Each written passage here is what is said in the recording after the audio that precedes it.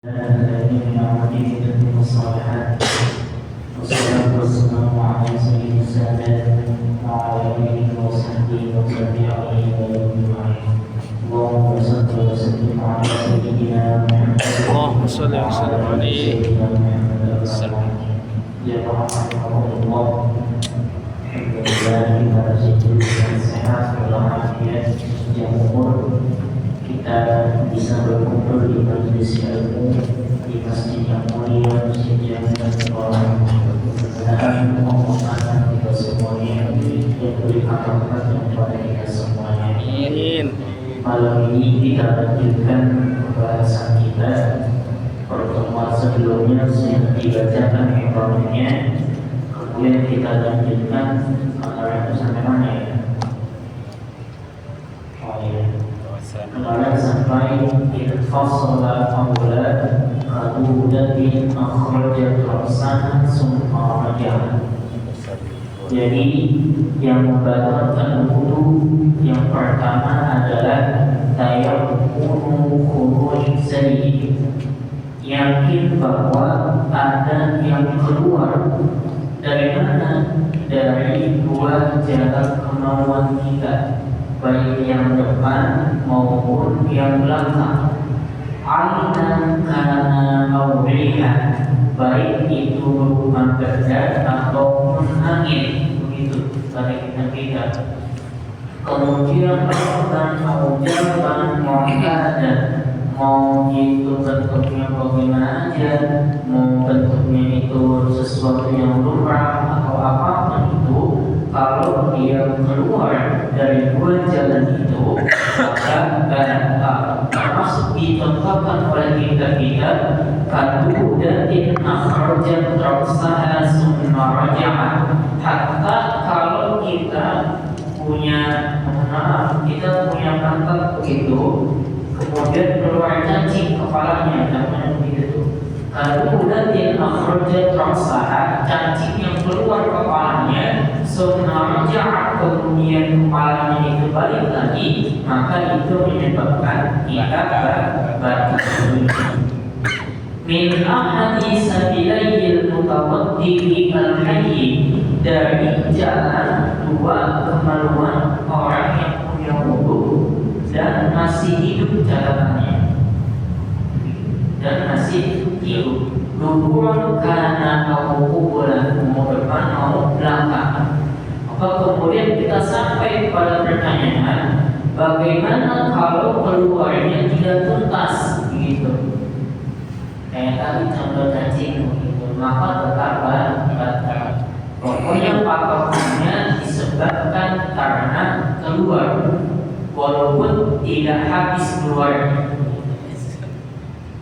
Yang membuat batal dari mana? Yang membuat batal adalah dari jalan kemaluan kita, apa depan begitu apa belakang.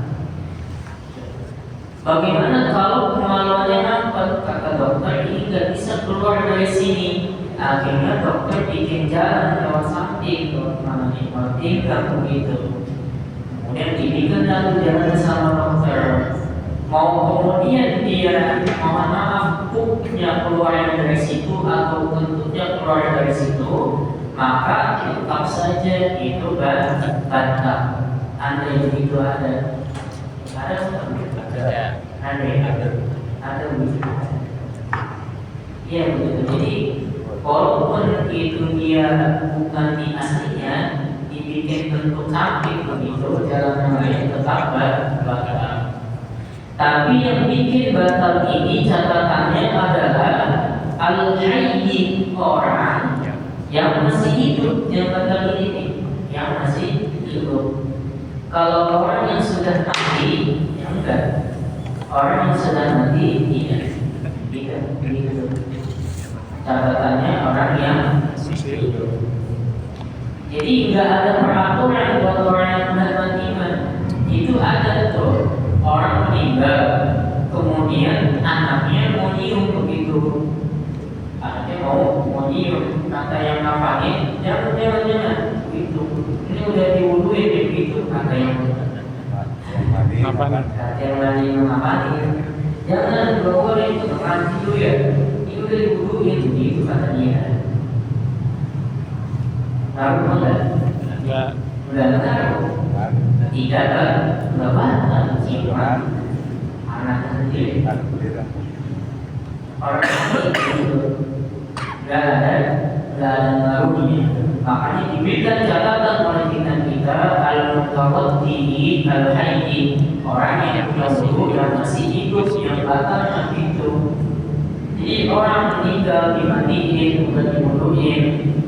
Kemudian bagaimana kalau dari mandiin dikapanin, dimandiin begitu, diwuduin, keluar lagi kotoran dari wudunya, kemudian keluar lagi begitu, batal nggak wudunya? Dia udah dimandiin bersih sampai diwuduin sudah, kemudian pas mau diangkat mau ditindain mau dikapanin, dia keluar lagi kemudian tuh, batal atau tidak? Baru. Batal atau tidak? Sudah meninggal. Betul kan, Ustaz? Najis Batal. Najis batal. Batal nggak? Enggak batal. Jadi walaupun dia sudah diwudukan, kemudian keluar lagi itu dia tutupnya, nggak usah wudu lagi, bersihin aja kotorannya. Jadi tidak perlu diwudukan lagi. Jadi kesimpulannya min ahadits billahi al-mutawaddi al-hayyi duburan qawlan, yang masih hidup yang kena hukum batal kalau keluar dari dua jalan itu.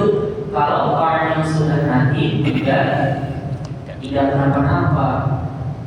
Jadi kan kita harus juga perlu mengaji begitu. Kan kata dia ngomong anak yang mandiin anaknya itu bakal itu tadi pas habis diwuduin keluar lagi tuh hukumnya, wuduin lagi gitu.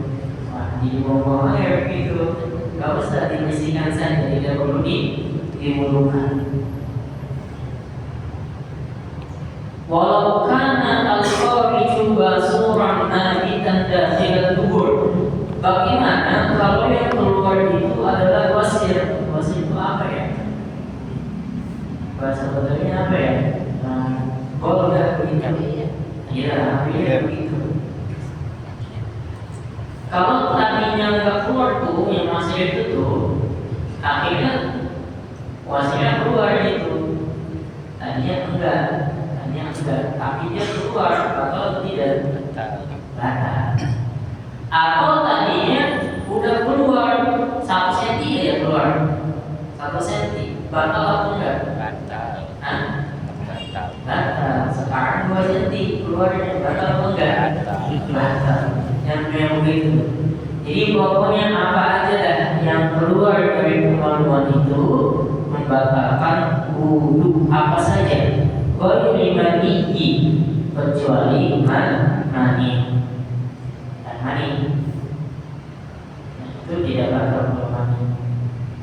Dari mana dalilnya? Di dalam Al-Quran Allah Subhanahu wa Ta'ala berfirman, masih lanjutan daripada idza kuntum ila shalat faghsilu wujuhakum sampai ketemu ayat Allah Subhanahu wa Ta'ala mengatakan Allah di dalam firman-Nya au jaa ahadun minkum minal ghaib, atau datang salah seorang dari kalian dari tempat begitu, dari tempat dari toilet, maksudnya habis buang hajat. Itu kan kinayah hajat, tempat buang hajat. Jadi kalau ada orang itu buang hajat, dia pipis atau buang, itu membatalkan wudu. Kata Allah begitu di dalam Quran. Dalam Qurannya. Yang kedua, di dalam hadis Nabi Sallallahu Alaihi Wasallam, di dalam kitab Sahih Muslim, Imam Muslim tuliskan dari Sayyidina Abu Hurairah radhiyallahu anhu, kata Abu Hurairah, Nabi Sallallahu Alaihi Wasallam bersabda, la yaqbalu Allah salata ahadikum idza ahdasa hatta yatawadda. Allah tidak terima salat dari kalian apabila kalian berhadas sampai kalian berwudu. Termasuk juga Imam Ahmad bin Hanbal di dalam musnadnya pada lanjutannya itu muridnya Abu Hurairah dari Yaman, itu ada nanya, qala rajulun min Hadramaut, ada seorang murid dari Abu Hurairah yang dia dari Yaman. Kemudian bertanya, kalau ada ya Abu Hurairah, hadas itu apaan sih? Itu nanya orang murid. Qala fusaqun aw turatun. Kata Abu Hurairah, qala kentut tanpa suara namanya fusak. Ada kan kentut tanpa suara? Ada. Itu bahasa Arabnya fusaqun. Fusaqun. Atau kentut yang bersuara, kentut yang bersuara namanya turatun. Fusaqun aw turatun. Apa dimaksud hadas itu nanya Abu Hurairah? Dijawab fusaqun aw turatun. Kentut yang ada anginnya tanpa suara itu ataupun yang ada suaranya. Tapi biasanya kentut yang nggak ada suaranya lebih bau dibandingkan kentut yang ada suaranya. Lebih baunya gitu. Karena kecil tuh mau kentut yang besar. Jadi bila kentut saja buang angin ini barangkali buruk. Bagaimana kalau buang angin plus gitu? Ada yang ikut. Jadi kata Abu Hurairah, fusaqun aw turatun. Fusaqun kentut yang keluar angin yang tanpa suara aja itu batal. Bagaimana kentut yang plus gitu? Ada yang ikut. Karena lebih bila angin saja tidak najis dia batalkan wudu. Bagaimana kalau keluar pipis, tinja dan sebagainya itu begitu. Belum lagi Nabi Sallallahu Alaihi Wasallam di dalam Mu'jam At-Tabraniya Sayyidatuna Salman meriwayatkan hadis dari Nabi Sallallahu Alaihi Wasallam, amara Rasulullah Sallallahu Alaihi Wasallam al-muslimina bil wudu'i idza kharaja rihun min ahadihim. Nabi memerintahkan kaum muslimin untuk berwudu apabila keluar angin atau kentut dari salah seorang di antara mereka. Jadi Nabi memerintahkan itu dari Quran dan hadis itu begitu. Begitu juga ketika ada sahabat Nabi bertanya kepada Nabi Sallallahu Alaihi Wasallam itu. Makanya kenapa di kitabnya ada ahaduha tayammum khuruji syai'in. Kenapa di kitab ini pakai tambahan tayammum? Sebab kudu benar-benar yakin bahwa itu keluar. Kalau tidak yakin, tidak batas. Harus benar-benar yakin. Sebab dalam Sahih Bukhari juga Sahih Muslim ada sahabat Nabi ngaku sama Nabi Sallallahu Alaihi Wasallam tentang perutnya bunyi-bunyi, bulu-bulu, bunyinya. Ini batal apa tadi? Ini batal sahabat Nabi sholat perutnya bunyi. Peran deh. Perutnya bunyi gitu. Kalau kata bahasa kita apa sih? Apa keroncongan ini? Keroncongan. Gitu. Maka apa kata Nabi Sallallahu Alaihi Wasallam? Idza wajada ahadun fi batnihi syai'an fa ashkala 'alaihi akhraja minhu syai'un am la fala yakhrujanna min al-masjid hatta yasma'a sautan aw yajida rihan. Apabila salah seorang di antara kalian merasakan sesuatu di perutnya, kemudian dia ragu apakah ada sesuatu yang keluar atau tidak, kata Nabi, janganlah ia keluar dari masjid sampai ia mendengar suara atau bau kata Nabi. Jadi kata Nabi, jangan berpaling. Orang lagi sholat jamaah, lalu perutnya bunyi gitu, gak usah buka di sholatnya. Kalau tiba bunyi doang sampai dia yakin ada angin yang keluar atau dia nyium bau atau dia diam baunya ada yang tinggi jadi beda di baunya di bukan mesti tinggi nggak ada begitu mah. Jadi kudu tayang kudu disay, kudu yakin itu benar-benar keluar. Gitu. Enak nggak? Ini kita belajar itu enak sebetulnya. Kalau ada mazhab Syafi'i kan kalau sholat jamaah nggak fardu. Tapi kalau kita ngikutin mazhab Imam Ahmad bin Hanbal itu sholat jamaah itu fardu. Sholat jamaah wajib. Coba model kita ngikutin mazhab Imam Ahmad bin Hanbal. Kalau sholat berjamaah nggak sah.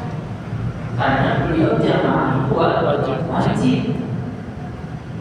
Kata Nabi Sallallahu Alaihi Wasallam, "Man sami'a nida falam ya'ti, fala salata lahu illa bi uzrin." Kata Nabi Imam Ahmad bin Hanbal di situ melarangnya. Kalau kalian dengar azan, kemudian kalian nggak datang untuk itu buat sholat berjamaah, nggak ada sholat. Illa bi uzrin, kecuali ada uzur yang dibenarkan oleh syariat. Artinya kita misalkan di rumah, kami nanggung ke jamaah. Kalau ngikutin mazhab Imam Ahmad bin Hanbal, makanya di Arab orang kalau sholat tutup itu tokonya, pada datang ke masjid buat jamaah. Karena jamaah menurut mereka adalah wajib. Tuh, kita enak Imam Syafi'i mazhabnya enggak mengatakan wajib. Jadi saya lagi kata Nabi Sallallahu Alaihi Wasallam, kalau perut bunyi lagi sholat jangan kapur, duduk benar-benar kaki. Sama kali ketemu mulus dulu. Sama mulus sama. Iya sama itu dah mulus mau bagaimana begitu. Gaya mandi kecuali mandi. Nah, kalau mandi itu jamaah rahimahumullah dia keluar mandi saat mandi. Batal. Sebab apa? Mandi itu suci. Jadi saya yakin juga ini kan jamaah yang nanti membawa ini kan kita semuanya asal dari mandi itu. Dia mau enggak? Ada dari api? Ada. Atau ada dari pohon pisang? Jadi dari mandi ini kalau najis, kita salah mandi. Tapi mandi kalau yang mandi tetap suci. Tidak membatalkan wudu. Kenapa?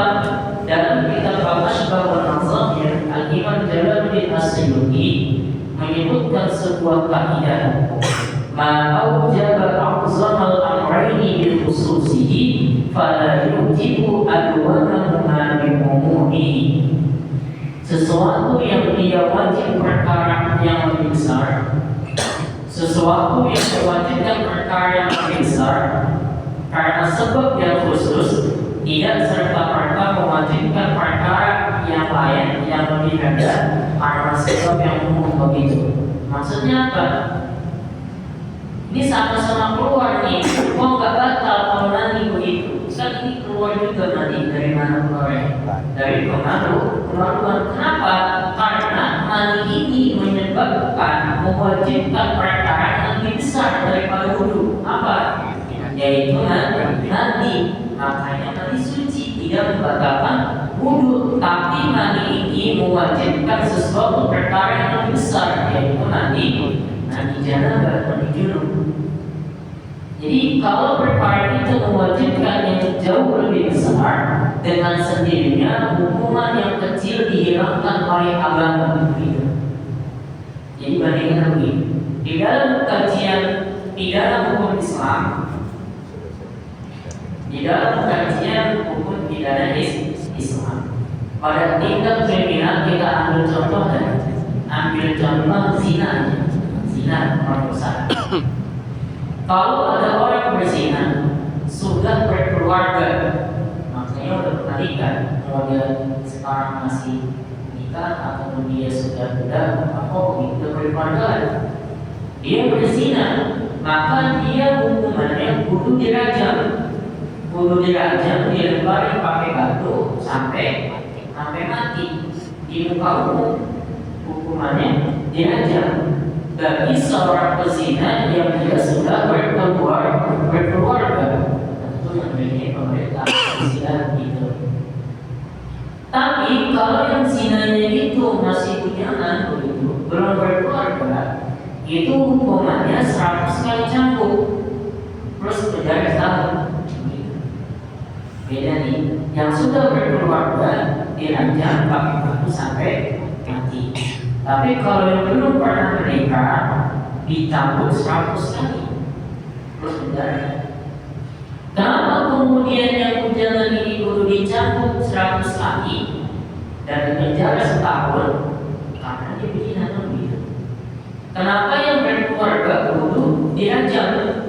Kudunya juga dua harusnya, kan zina juga, dia berkeluarga juga. Artinya plus udah nikah tuh, berarti dia dapat dua-duanya tuh yang udah nikah. Dicambuk 100 kali juga, di penjara setahun juga, karena dirajam pakai batu juga. Tapi enggak oleh agama. Kalau sudah ada hukuman yang lebih besar, maka hukuman yang kecil bakalan hilang. Hukuman yang kecil dicambuk 100 kali itu masih hidup. Tapi kalau dirajam pakai batu sampai mati masih hidup agak Agak. mati. Maka hukuman yang tadinya 100 kali hilang karena ada hukuman yang lebih besar. Maka karena mani ini mewajibkan mandi, maka pada wudhu tidak ada sangkut pautnya, sehingga pada wudhu tidak membatalkan wudhu mandi. Bisa dimengerti ya? Jadi itu bedanya. Karena mani nanti menyebabkan kewajiban yang lebih besar, yaitu mandi. Mandi kan ribet, buka kali dulu segala macam. Kalau wudhu kan nggak ada. Dibakar aku lagi. Kalau mati kan ada mani ada mati. Nah, kalau mati Bagaimana kalau masih ini beda lagi pembahasannya. Nanti ada pembahasan bagaimana mani masih kemudian mani, tapi tidak masuk pembahasan sini. Nanti biar kita akan. Maka kemudian, karena kemudian mani itu menyebabkan mandi, maka tidak ada sangkut pautnya sehingga pada wudhu tidak membatalkan wudhu. Cuma uraiannya bagaimana mani itu tidak membatalkan wudhu tidak bisa kita urai dengan harus tubuh itu bisa. Itu mau membatal duluan. Dan itu juga membatal duluan. Bukan itu cara urai untuk itu. Jadi bagaimana keluar mani itu tidak membatalkan wudhu? Contoh, maaf. Kita habis wudhu dari rumah, kemudian kita mau jalan ke masjid. Saat di perjalanan, tanpa sengaja kita lewat suatu rumah tetangga kita, pintunya kebuka. Mohon maaf begitu. Ternyata di dalam rumah tetangga itu sedang di TV-nya begitu, sedang ada film dewasa begitu, sehingga tanpa dia sadar, kemudian itu si neneknya mengeluarkan mani begitu. Nah, si nenek apa siapa? Joni. Ya begitulah pokoknya. Maka pada saat itu wudhunya batal atau tidak? Wudhunya batal atau enggak? Tidak batal wudhunya, tapi dia wudhunya nggak batal, tapi dia wudhu mandi. Kenapa? Karena dia keluar mandi. Keluar mandi, tapi dia tidak batal wudhu. Fungsinya di mana ini wudhunya nggak batal? Nanti fungsinya pada ajaran bab mandi, dalam mandi junub itu kan ada sunnah mandi itu diantaranya berwudhu. Tapi karena dia tadi keluar mandi itu, dia nggak perlu wudhu lagi karena dia wudhunya belum batal, dia tidak mandi aja. Begitu maksudnya. Jadi pada saat tadi dia keluar di perjalanan, dia pulang untuk mandi, dia tidak perlu untuk berwudhu lagi, sebab dalam mandi janabah, mandi penuh, wudhu itu sunnah. Dia nggak perlu wudhu lagi, langsung mandi. Wajib mandi kan cuma dua. Pertama niat, kedua mengalirkan air ke seluruh tubuh. Itu maksudnya di situ tuh. Wudhunya tidak batal. Fungsinya nanti pada ajaran mandi dalam mandi junub suruh itu ajarannya. Jadi Nabi kalau mandi junub itu wudhu dulu. Pertanyaannya niat wudhunya bagaimana? Kalau kita nggak batal niat wudhunya saya berwudu sebagai sunnah nanti begitu kalau kita enggak batal. Tapi kalau kita habis bersenggaman begitu niat wudu untuk mengangkat hadas kecil. Tapi kalau dia tadi masih punya wudu, niat berwudu sebagai sunnah mandi doang. Intinya keluar mani tidak membatalkan wudu begitu. Bagaimana kalau misalkan walau kana al-khariju basu'an? Bagaimana kalau keluar pasir tadi? Ini masih khilaf di kalangan ulama. Kalau maaf, kalau bol itu keluar, kata al-Imam Al-Kamaluddin Ar-Raddadi di kitab kita dalam fatwanya semata-mata orang yang keluar pasir itu gak batal kata beliau. Kata al-Imam Al-Allamah Al-Kamal Raddad. Kata Imam Al-Kamal Raddad, bila ada wasif itu keluar, kata ada orang Nabi contohnya keluar begitu, itu tidak batal. Kecuali kata Al-Imam Kamal Raddad, bila ada tambahan wasifnya itu, ambilnya itu plus ada darahnya. Jadi kalau cuma wasif begitu ambil keluar tidak batal kata Al-Imam Kamal Raddad. Tapi kalau keluarnya plus sama darah itu baru batal. Batal. Bal bil kharij mutaddi. Kalau dia keluarnya bahan sama darah baru itu yang menyebabkan batal. Jadi supaya kita selamat daripada begitu modelnya. Itu diajar sebetulnya. Jadi Imam Ghazali itu tulis dalam kitab Ihya'nya itu. Jadi kalau kita mau terhindar dari penyakit begitu, kata Imam Ghazali itu qobliyah subuh. Kalau kita menyebut salat sunat fajar, qobliyah subuh begitu. Man qara'a alam wa alam dan yusibuhu alam. Kata Imam Ghazali, dan salat qobliyah subuh atau salat sunat fajar, rakaat pertamanya al-masyraq, rakaat keduanya al-qarah begitu. Kata Imam Ghazali, man qara'a al-Qur'an dan yusibuhu alam. Siapa orang yang baca sunnah fajarnya atau qobliyah subuhnya al-masyraq rakaat pertama, al-qarah rakaat keduanya bakal menang begitu. Kata Imam Ghazali, subuh sholat yang sehat begitu. Saya di stroke itu bukan penyakit ringan. Stroke bukan penyakit bisa melupakan berat, apalagi stroke berat. Kata Imam Ghazali begitu kan. Mohon sama Allah qobliyah subuh bacanya al-masyraq malam tarah begitu. Dalam kitab I'anatul Talibin ini kitab sarah daripada Fathul Mu'in. Penjelasannya lebih panjang di dalam kitab I'anatul Talibin. Jadi disebutkan juga wa lizatina man sallahu ma ilaha bi alam wa alam la tusibu fi dzalikal yawm bi alam. Barang siapa yang mengerjakan 2 rakaat sunat fajar kemudian dia membaca al-masyraq maka pada hari itu dia tidak akan ditimpa alam itu gangguan atau penyakit. Imam Malik dalam mazhabnya, Imam Malik dalam mazhabnya mengatakan bila mana orang itu punya wudu kemudian keluar yang jarang keluar begitu, kata Imam Malik tidak batal.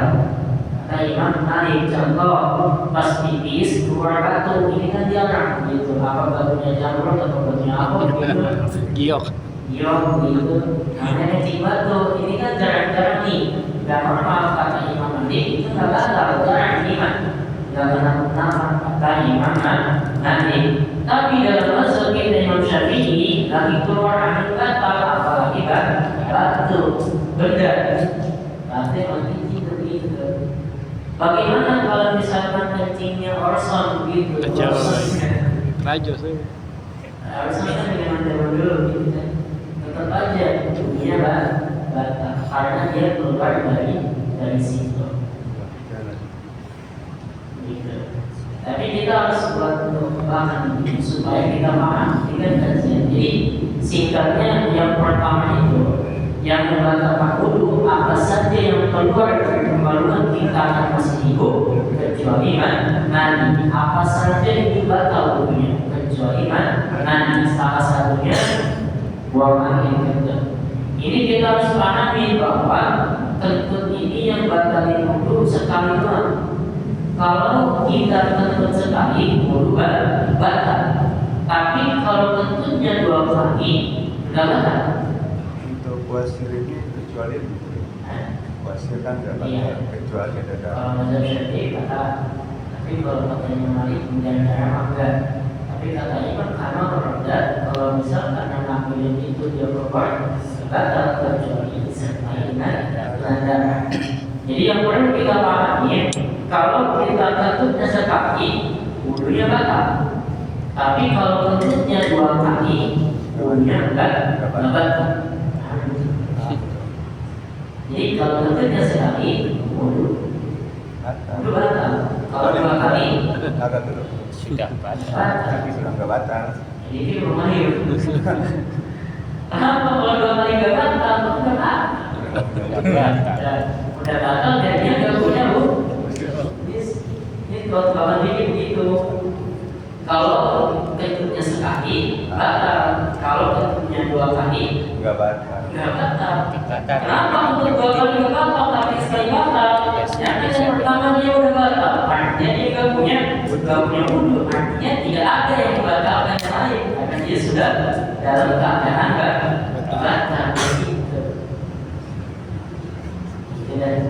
Jadi saya ulangi kembali yang menyebabkan dua hal saja yang keluar dari kehendak kita. Jalan.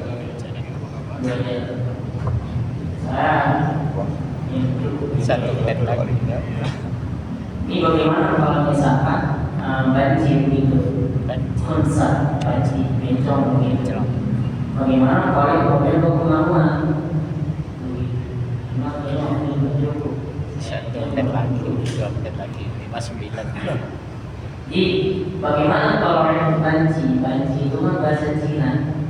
Nah bahasa Indonesia ini lebih banyak bahasa serapan dari luar. Kayak gue itu kan bahasa Cina sih. Nah ini bahasa Cina jadi bahasa Indonesia. Banci itu dalam bahasa Cina artinya kemaluan. Ji dalam bahasa Cina artinya 2. Artinya banci orang Indonesia itu banci. Punya kemaluan 2. Makanya ada itu namanya rokok di Samsung Cina 2, 3, 4. Kalau keluar 3, 4 ini surga yang begitu. Kalau dari surga 2, 3, 4 itu orang cerdas. 2 subuh, 2 rakaat subuh, 3 maghrib, 4 zuhur, asar, isya. Begitu. Makanya bintangnya ada berapa? Ini bintangnya. Ada asal bilang yang orang itu begitu. Kalau masuk surga rokok di Samsu 2, 3, 4. 2-nya subuh, 3-nya maghrib, 4-nya zuhur, asar, maghrib, isya, zuhur, asar, isya. Begitu. Masuk. Jadi banci kita sebut dengan banci. Artinya punya 2 alat kelamin. Ini bagaimana? Insya Allah kita bahas di pertemuan selanjutnya. Seperti ini penting juga dan ada memang yang Allah berikan orang itu punya 2 kemampuan. Mudah-mudahan Allah berikan kemanfaatan itu. Amin. Allah menjadi kita nantinya semangat bahwa masih banyak hal yang perlu kita ketahui. Termasuk saya. Mudah-mudahan Allah berikan kepahaman ilmu kepada kita semuanya. Allahumma anfa'na bima 'allamtana wa 'allimna bima yanfa'una warzuqna 'ilman nafi'an. Tafsir dengan hamdalah dan doa kafaratul majlis. Alhamdulillahirabbil alamin. Subhanakallahumma wa bihamdika asyhadu an la ilaha illa anta astaghfiruka wa atubu ilaik. Wassalamualaikum warahmatullahi wabarakatuh.